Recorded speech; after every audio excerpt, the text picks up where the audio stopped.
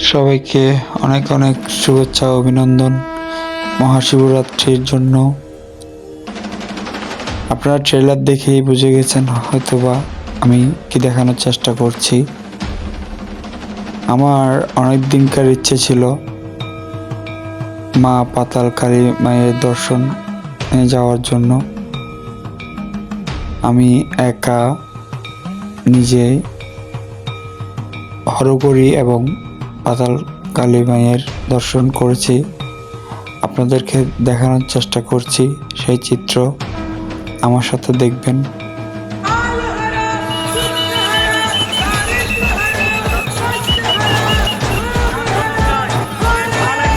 এই মহাশিবরাত্রিতে একটাই প্রার্থনা থাকবে, বিশেষ করে আমাদের দেশে হিন্দু এবং সংখ্যালঘুদের প্রতি যেই অনাচার চলছে তা যেন অতি শীঘ্রই ভালো হয়ে যায়। চন্দ্রনাথ মন্দিরে ওঠার সময় চন্দ্রনাথ মন্দিরে যে সেবকগুলো ছিল তাদের প্রতি মানুষ খুবই রুষ্ট। সুশৃঙ্খলভাবে করতে গিয়ে তারা অনেক মানুষকেই কষ্ট দিয়েছে। যাক, সেই কথা।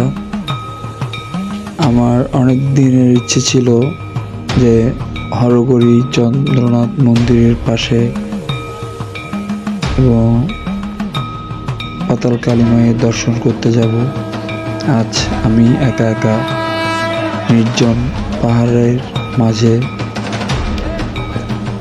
হেঁটে আমি হরগৌরীতে পৌঁছেছি।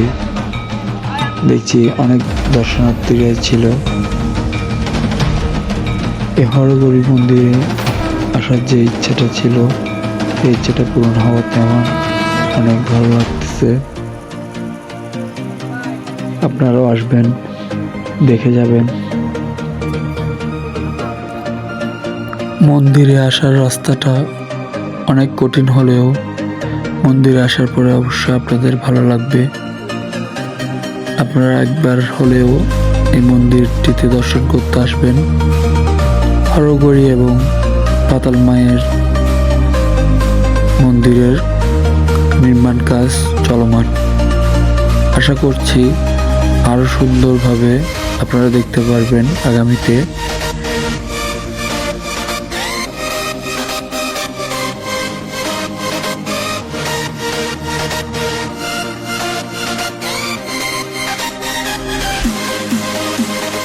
দেখা যাচ্ছে আগে যে ভয়ভীতিটা কাজ করতো মানুষের মধ্যে, অনেক কিছু শুনতাম যে এই মন্দিরে আসার সময় অনেক প্রবলেম ফেস করতো মানুষ। এখন কিন্তু সেরকম কিছুই হয় না। তো আপনারা চাইলে আসতে পারবেন।